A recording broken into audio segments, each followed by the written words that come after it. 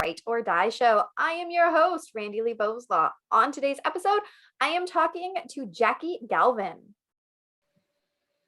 Welcome, Jacquie. So excited to have you on the show. Thank you, Randy. Well, tell everybody a little bit about who Jacquie is. Well, I've been down in Florida from Ohio for, about 37 years now, and have been in different types of things. I've always been an author.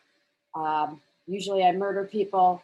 This book is not so much about that. It's about something completely nonfiction, out of my realm, really, but kind of wrote itself. Yeah. And I was a former medical rep, and you know what happens to them in the long run.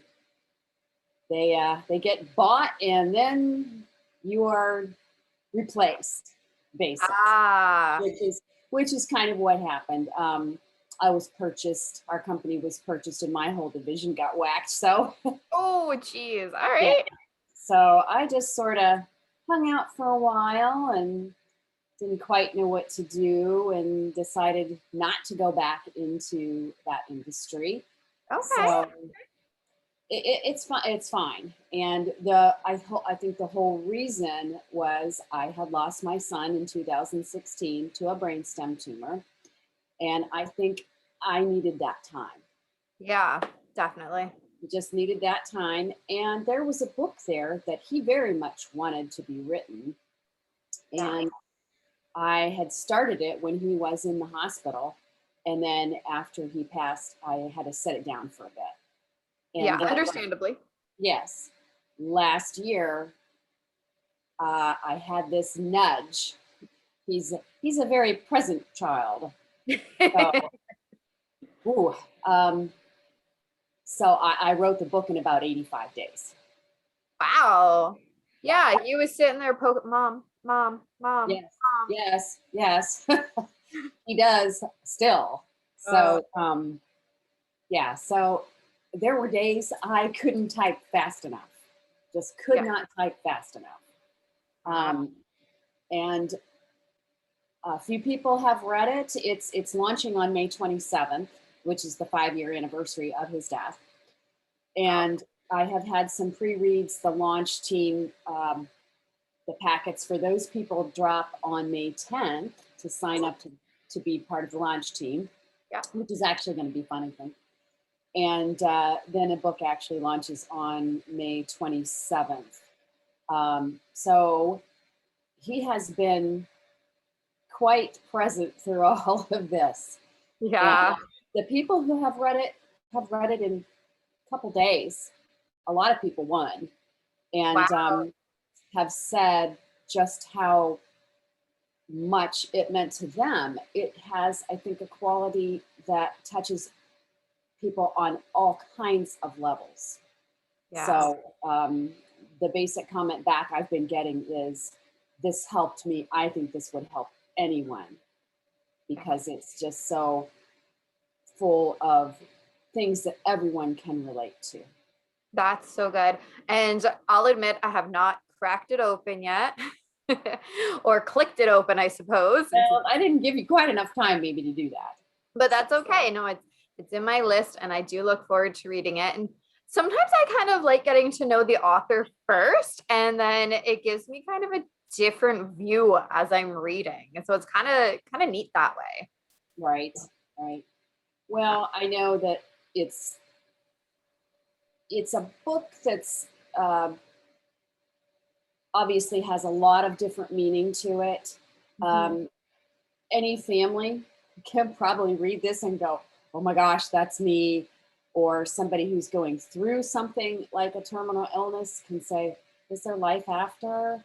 And the emotions that you go through that lead up and that you're going through at the time, and then what happens afterwards. There's a lot of, the 5 stages that they talk about are really true in there. Yeah. And there's a lot that you can learn from them. They're all lessons that you're supposed to be learning anyway. Yeah. And they say God doesn't give you anything you can't handle. That's hilarious you say that, because I just did another interview about an hour ago and he said the same thing. Well, and I met with a woman. It was a random thing on Sunday. We were sitting up at a pool we go to, and we were sitting at the tiki bar, and she had met me right after he had passed, and I didn't quite remember. And she had said some things to me, and she said, "I don't think that you remember that, and you weren't ready anyway." Yeah.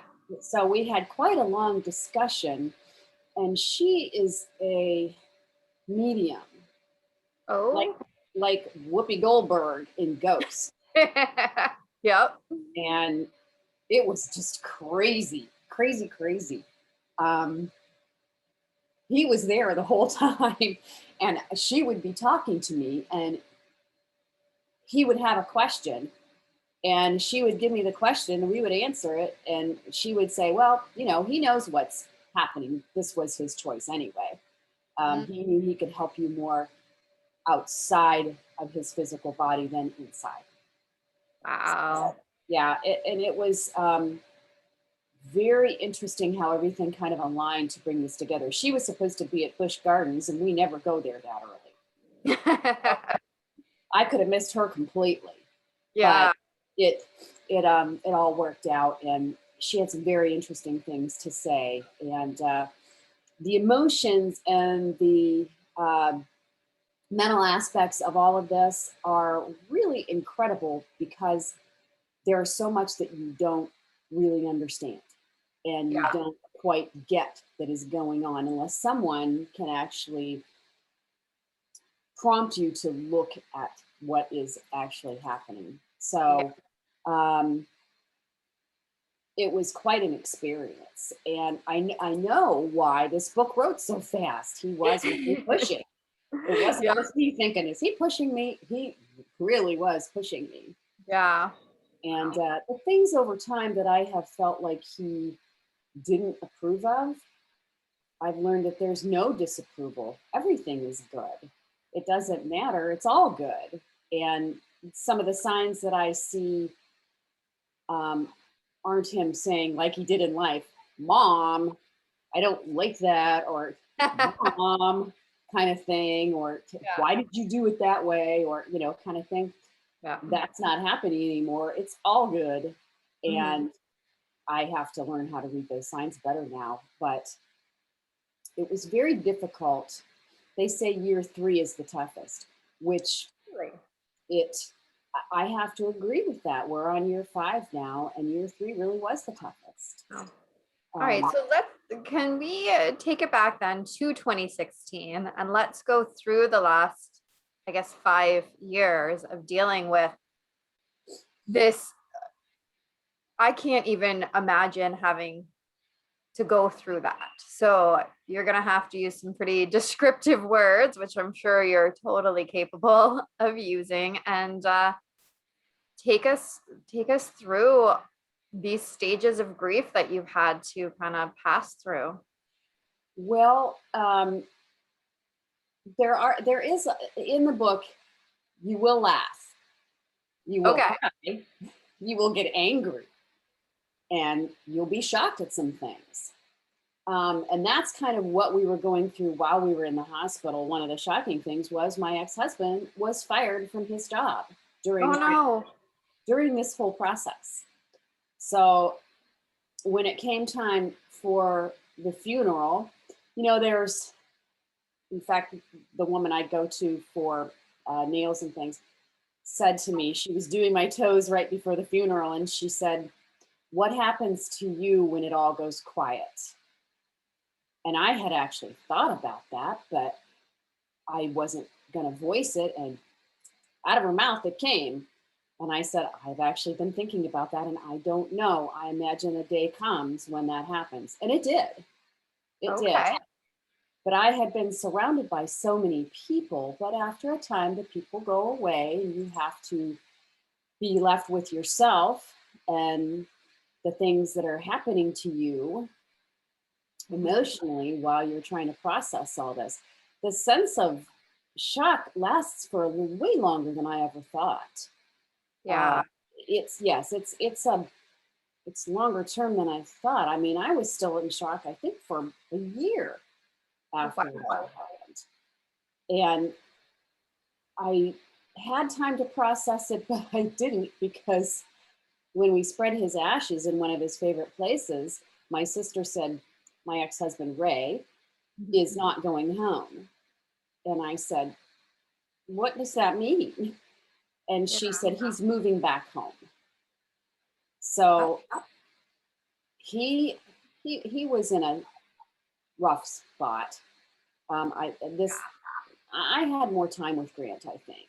When he was younger, Ray worked a lot, and I don't know that he got to spend as much time as I did, and I don't know why I did, because I think I always had this feeling I would never have enough time with him. Yeah. And I didn't know if it was because I was an older mom or if it was because there was something else.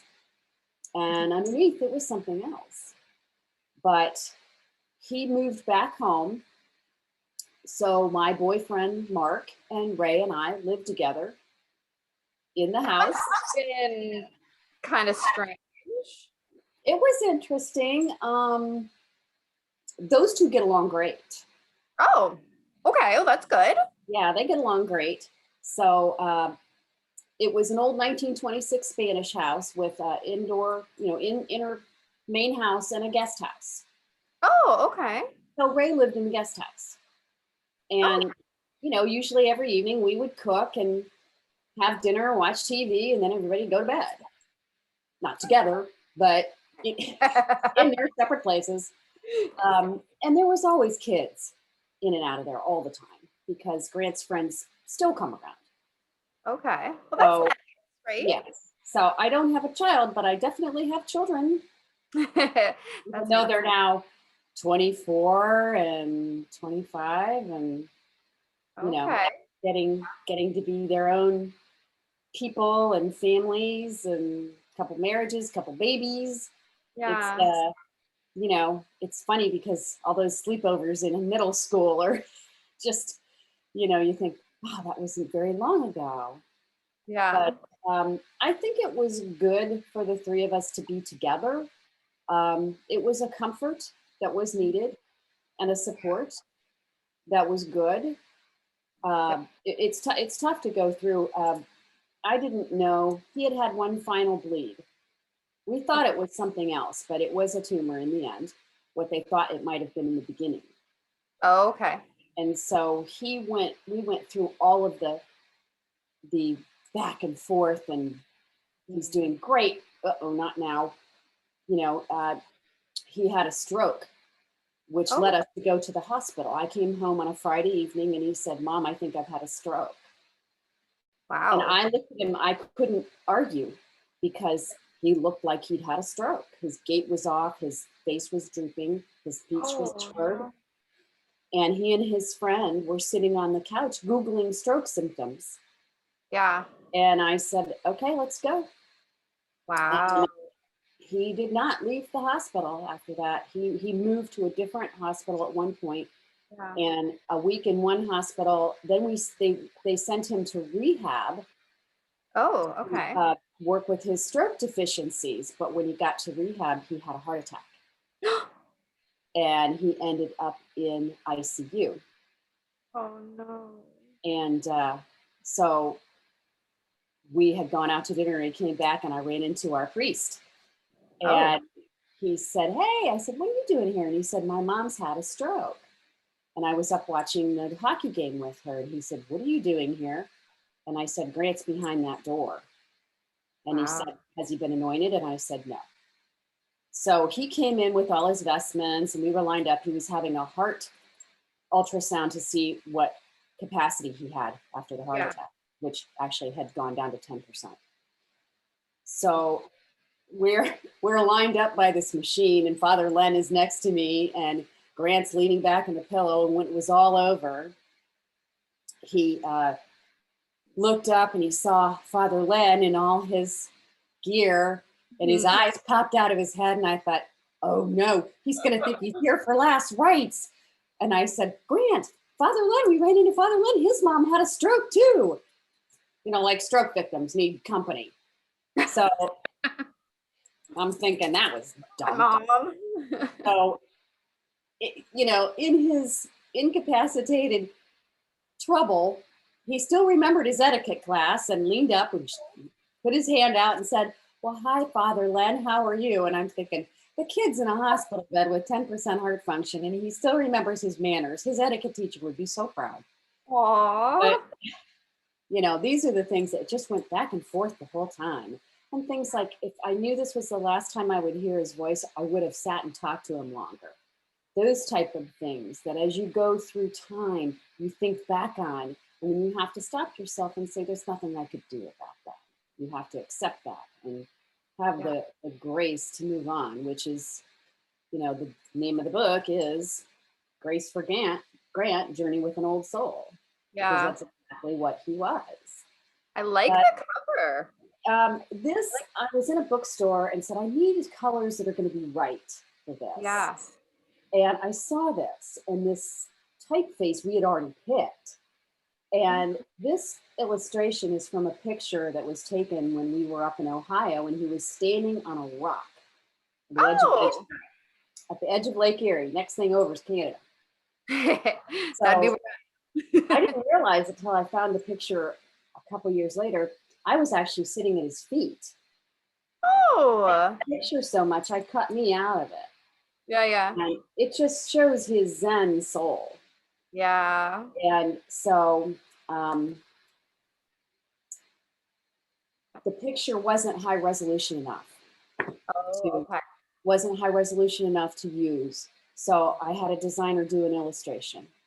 Yeah. It looks cool. It all kind of flows together. Oh, it flows together. And this woman on Sunday saw it and said, these are all the colors. The yellow is a soul color. And she said, all of this blends together perfectly for him. He's very happy.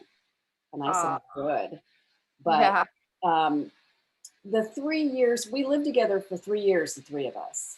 Wow. Mark was actually in the room when we figured it all out. He had one last bleed, and we went he had to go back to the hospital he was in because he was in a lower facility, a step down facility. And there was something that happened one day, and after it all happened, I understood what it was. He had actually passed. I was glad that I was there, but it wasn't apparent. Wow.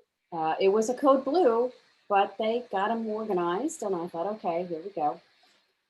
So he ended up being transferred back to the big hospital, to Tampa General. Mm-hmm. And they did more imaging.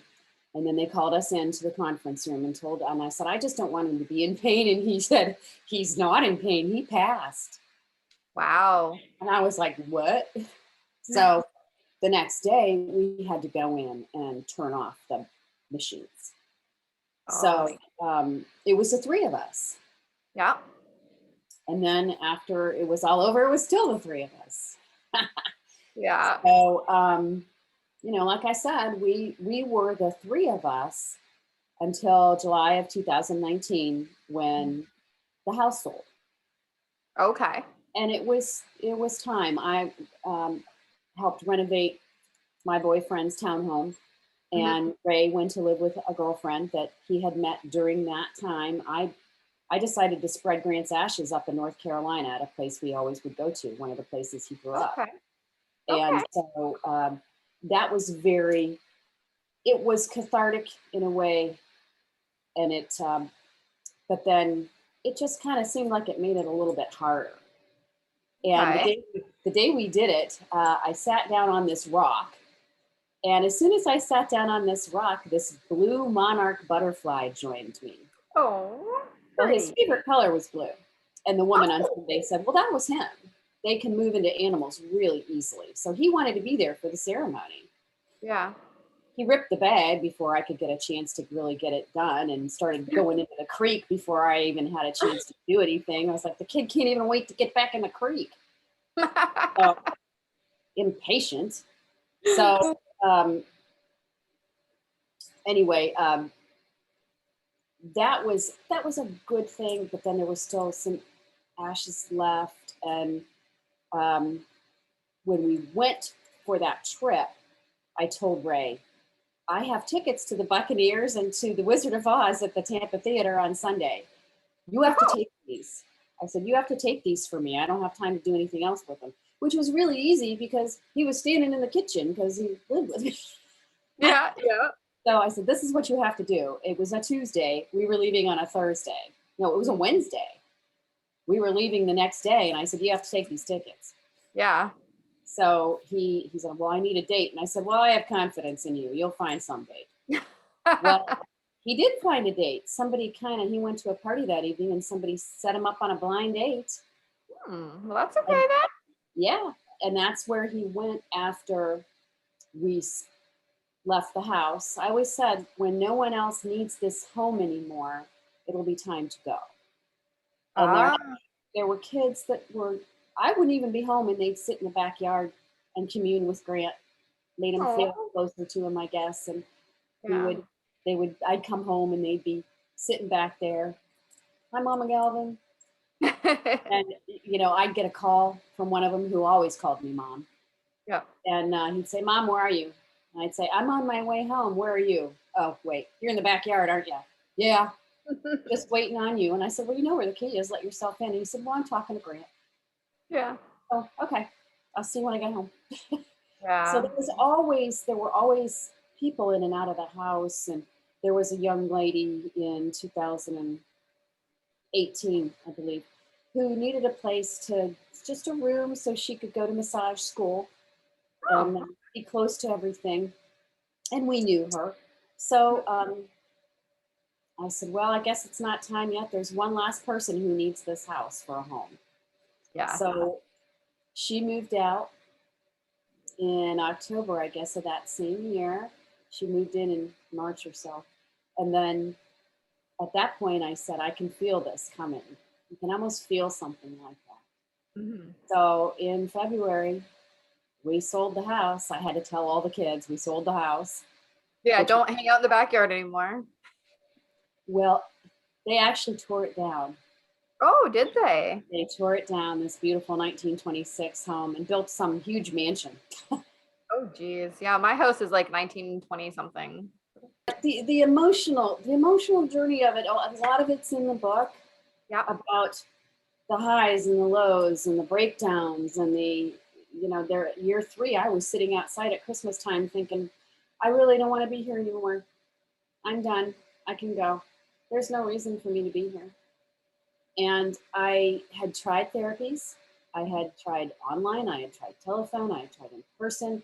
The only thing that really helped was a neurolinguistic program Okay. that is a meditational type thing with the sounds, and then the way they do the neurolinguistic programming is which things are in the background that you don't really hear. And why do you think that helped you more than all the other kinds of therapy?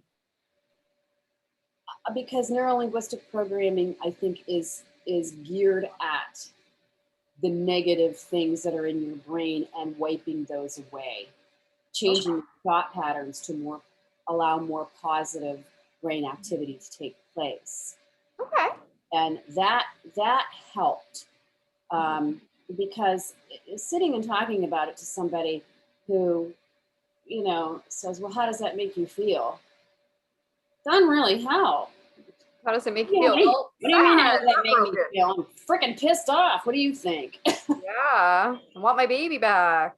Yeah. And how does that help you process your anger? Well, done. Thanks.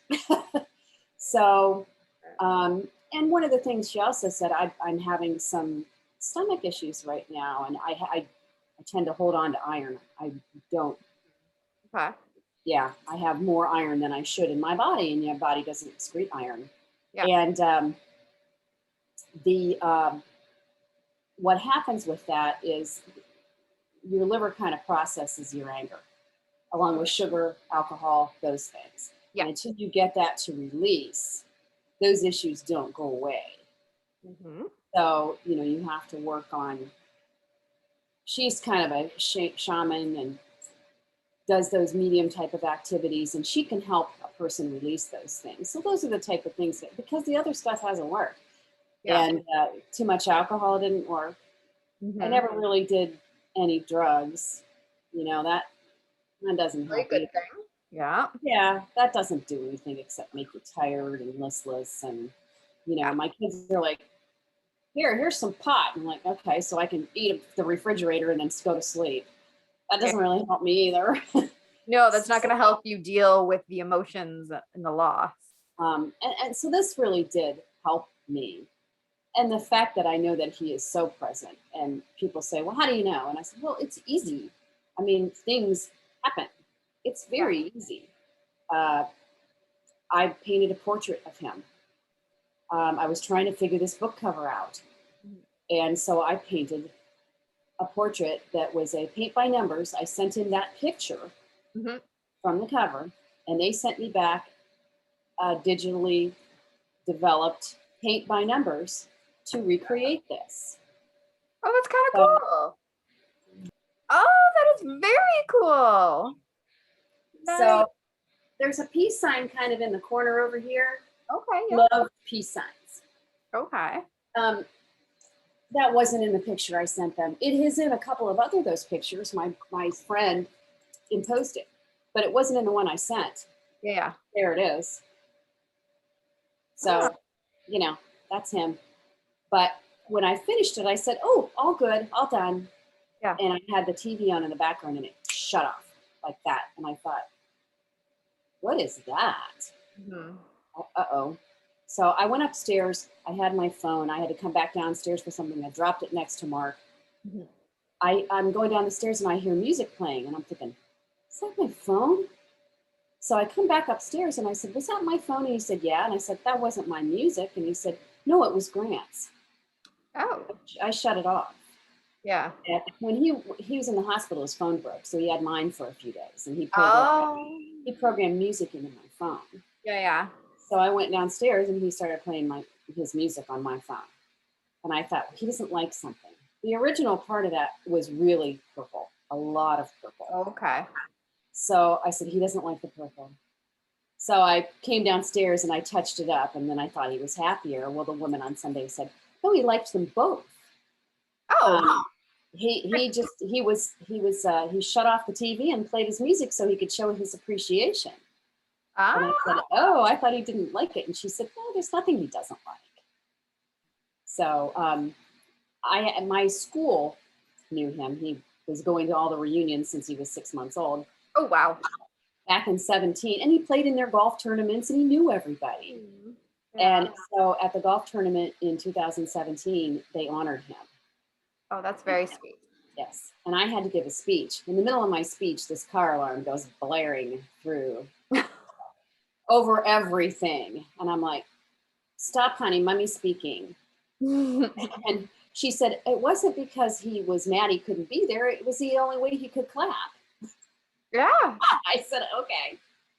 Yeah, yeah. So, I know this sounds kind of crazy maybe, but if you're sensitive to it and you look for those signs, it's comforting and it helps transitions you through things that can otherwise maybe be tougher. That's what it sounds like, that's but what's really been the most help for you, is finding these signs and finding him still with you. yes, and I guess he had things to do and he wasn't meant to be here long anyway. Yeah. And people would say, how do you stand it? And I said, he was needed elsewhere, I guess, Yeah. because there's nothing I can do about this. And, nothing else I could have done, nothing I could have helped with. It just is what it is. It doesn't help that, I can't give him a hug Yeah. or hear his voice or any of those things. But, you learn to recognize that these are things that you have in your memories, in your heart, and you know that he's still around and he's protecting you. And it is what it is. Yeah. And you can't stay mired in something that doesn't let you move forward, that doesn't let you shed the grief, that makes you physically ill, makes you mentally ill, hard to be around, Yeah. and makes you unable to work, or, I know there are some people, I was lucky. My company said, we'll see you later. Yeah. He died in May, and I tried to go back to work, and my boss called me and said, stop it. Stop trying to go back to work. Because even my competition were telling my doctors where I was. Wow. Yeah. So the ones they didn't talk to, it was either when I went back to work, it was either where have you been, or how's your son? And it was like, crap. So it didn't really, I said, I know you're calling because my reports are a little bit behind and I'm not getting as many people. And she said, no, I'm calling because I'm telling you to stop. You have a pass. Take the rest of the year off and quit it. Yeah. So I think, okay. So that's good. That's what I did, and just kind of tried to relax. We did some traveling, and which was fun and nice, but you can't run away from yourself. No. You've got to find ways of dealing with it. And it sounds like you found some different ways to do that. Yes. And, I highly recommend the neuro-linguistic programming, because I really think that it's hard for yourself to say, I'm going to change the way I think. I'm going to change my brain waves. Yeah. Stop being negative. Some things you need help with. And, I know a lot of times it's not, my ex-husband and I obviously went through a divorce, and I took Grant to a counselor. And he had an extremely high IQ and was tested a couple of different times. Okay. And the lady said, I said, how did he do? And she said, how do you think you did, Grant? And he said, terrible. She looked at me and went, and I thought, uh-oh. I said, how did he do? Well, on a test that, the main portion of the test that has a highest score of 11 or 10, and some people were exceptional score 12, he scored a 19. She said, I don't even have a place on my graph for him. Oh my goodness. And yeah, that's that. And some people would say, ooh, I can get him into college early. He's going to be so smart. And my first thought was, I am so screwed, because he is going to run circles around me, outthink me, outmaneuver me. And he did. Yeah. He did at every shot. He sounds like a really good kid. He was a great kid. And I know all parents say that, but after he died. I know, my mom says I was a horrible kid. Well, he had his moments, but I know people came out of the woodwork after he passed away to tell me the things that he had done for them, how much he meant to them. It wasn't about him. It was always about them. Yeah. And so that was very helpful in digesting. Touched a lot of lives. Well, I had a little girl show up at the door one day with a bouquet of flowers bigger than her head. And she said, he just meant so much to me. I moved in, I was the new kid on the block, and these girls were so mean to me at school. And he was the first person to talk to me, and he looked after me. Aww. I guess they were in the cafeteria one day, and he was late because he always ate lunch with her. And this big mean girl was trying to fight her. And she was like, where's Grant? And he came into the cafeteria, saw what was going on, walked over, took her by her elbow, looked up at this girl who was bigger than he was, and said, you're going to have to take that somewhere else. Yeah.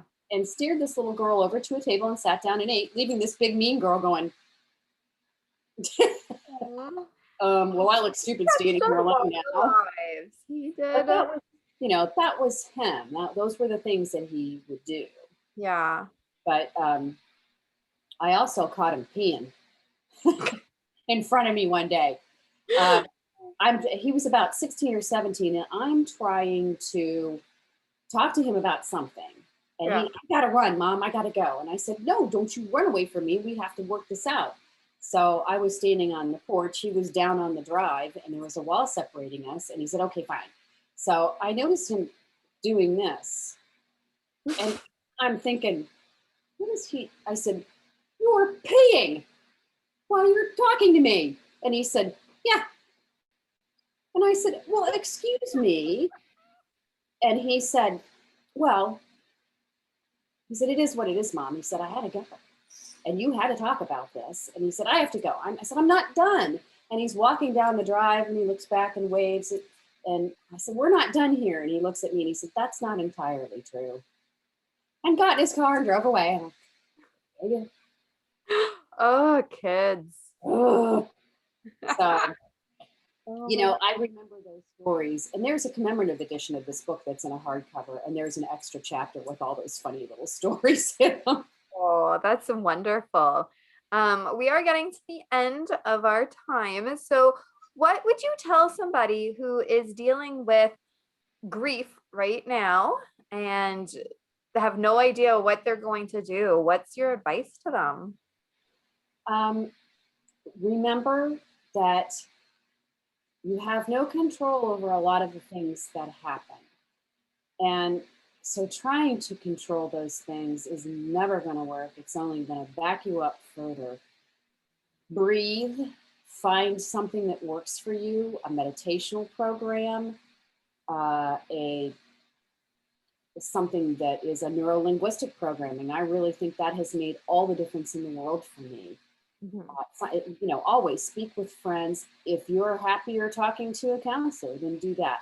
Yeah. Don't just sit and think it'll go away, because it manifests in your brain, in the way you react to people, in the way you treat people,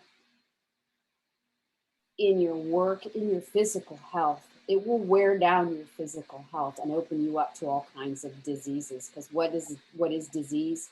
Dis-ease. So you can't ignore it. You have to find something that works for you. Yeah.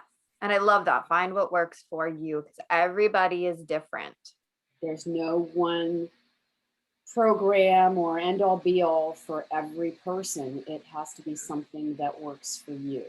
Yes, that is a great point. And I know this book isn't being released till the 27th, but where can people go to get it once it is available? I will have it for sale on my site, which is livelifesrichmoments.com. And also it will be available on Amazon, and it will be available in hardcover, commemorative hardcover, specifically more so on my site with that. Yep. Paperback. This is the proof, which why it says not for resale across the top. Yep. So paperback and Kindle, and then once it releases, Amazon will let me go into production on the Audible. So Amazon's a good bet, and my livelifesrichmoments.com is a good place to go. Also, I have built a launch team. I have about 130 or more volunteers who followed. His journey was a global journey. People all over the world followed this, because I started doing updates asking for prayers, and the next thing I knew, it was everywhere. Wow. People shared and shared and shared. And that's how this is going to work. And on May 10th, the ambassador packets drop, and that's when you can go to the site and say, yeah, I want to be a part of this. Okay. So many people say, oh, I want in. Yeah. So, well, that's awesome. They get a pre-advanced copy of the book to read, because then on the 27th, which is a month from today, how interesting. Yeah. Oh my goodness. At that point, the big thing is to purchase a Kindle or purchase a paperback, but leave as many reviews as possible, because once Amazon gets wind that something's going on over there, then they get behind it. And I think this book can be very helpful to a lot of people on a lot of levels, and I'd like to see that groundswell get started. Yes, definitely, for sure. And you've written some other stuff that, like you said, you like to murder people off. Yeah, it almost got my boyfriend out of the house when he walked in and saw the weapons books, the murderers reference guide, the reference guide to poisons. And are those all on Amazon, or where do we find those? those were all my reference books. My first book was called A Tease of Murder. Yes. And that is on Amazon. I didn't market that very well, so you'll find it though. Yeah. The first few episodes of I have a serial called The Continental Divide Murders, Okay. which is a spinoff from the first book of two characters who go on vacation after they had to deal with all that murder. Ah, all right. It didn't work. They ended up with a more murder.